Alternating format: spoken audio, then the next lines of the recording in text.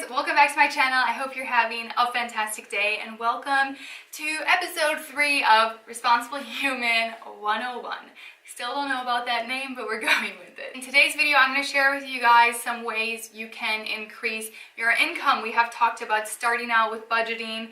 We've talked about decreasing your expenses and all the ways you can do that. Now we're going to talk about how you can increase your income, because the area you really want to be in is lowering your expenses and increasing your income at the same time. That's how you're really going to get ahead and get some major traction. A lot of people say you shouldn't worry about lowering those little expenses, you should worry about increasing your income, and I really think you need to do both at the same time. But anyways, let's get into it, ways you can increase your income. First thing you can do is get a second job. In the budgeting video, I talked a little bit about sacrificing, and it definitely comes in to play here as well. If you have a second job, you're going to sacrifice a lot of your free time, a lot of time with your friends and family, but it will only be temporary. So consider getting a second job. If you're really looking to increase your income and you want to get really serious and do things as quickly as possible, getting a second job is a great way to do that. Matthias and I definitely did this.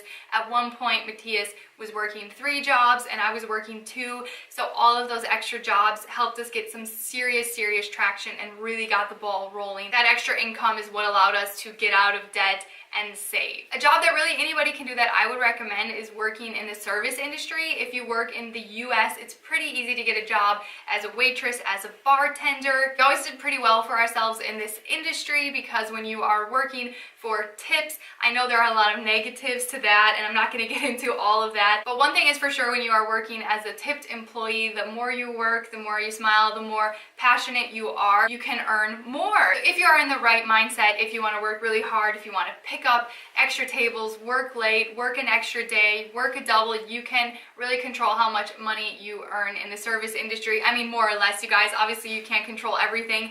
Everyone has had bad days. I was a waitress for 4 or 5 years, so I know some days you go home without any money, but I'm just saying the opportunity is there. But if I was looking to pick up some extra side income right now, what I would do right now in 2018 is definitely go drive for Uber or Lyft or launch an Airbnb experience. I don't know if you guys have heard about that, but now anybody can go on Airbnb and launch an experience. So if you live in a cool city, you could do tours, or if you're an artist, you could showcase your studio. There's all sorts of cool things you can do on there. I think that'd be an awesome way to make extra money. It'd probably be more fun than delivering pizzas or working as a bartender. So I don't know all the details about it because I've never done it, but it definitely looks like an interesting opportunity. Uber, Lyft, Airbnb experiences, all that. Another thing you can do that I did personally as well is dog walking, dog sitting, house sitting. The way that I got these jobs was actually through my waitressing job, getting to know the regulars, just talking with them and building a relationship. They would start to learn that I really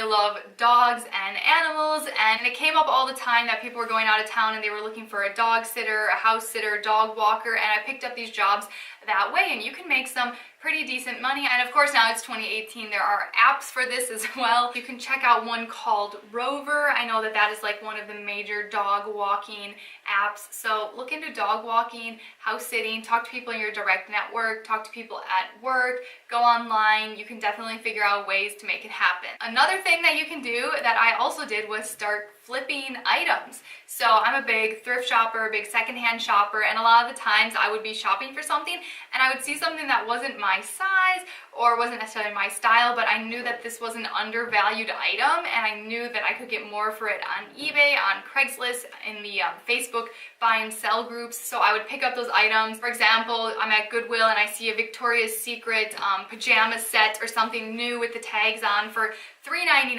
and I knew that I could flip that for $11.99.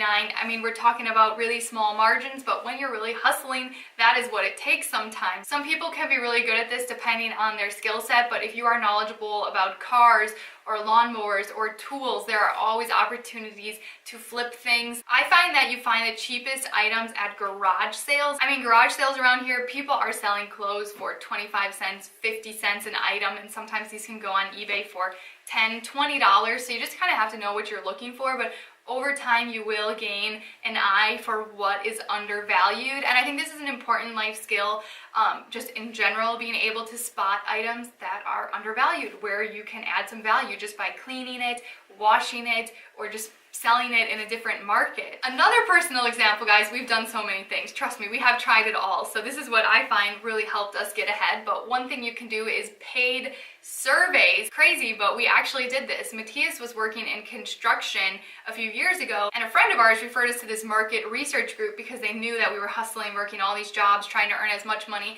as possible. And she gave us an email of this guy, and he started to email us all these market research studies, survey type of things that were in the construction area. So all Matthias had to do was go online and answer some questions about how he uses certain tools, and I think he had to go in once for like a focus group, and they paid, you know, $100, $200. So definitely something to look into. I know that this is kind of a tough area to find good things. A lot of them can really not be worth your time, but ask around, look online. If you really don't want to get a second job or do all these crazy things that I'm talking about, you could also just try to negotiate your salary with your current employer. See if you can be eligible for some sort of promotion. See if you can justify getting a raise with your current employer. Perhaps you're being underpaid by your current employer and you just have to look for a new job overall that pays better. If you are skilled in some sort of trade or online thing like graphic design, video editing, you could definitely consider freelancing. I have not done freelancing online myself, but I have paid for freelancers before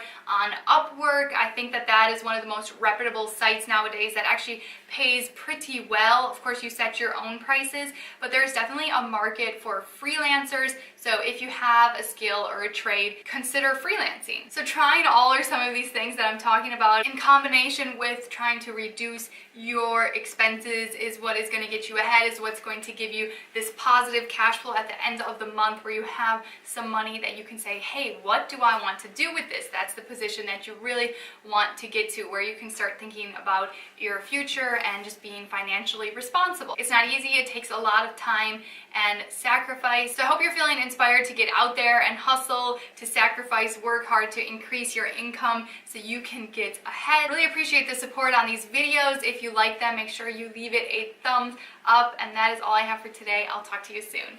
Bye!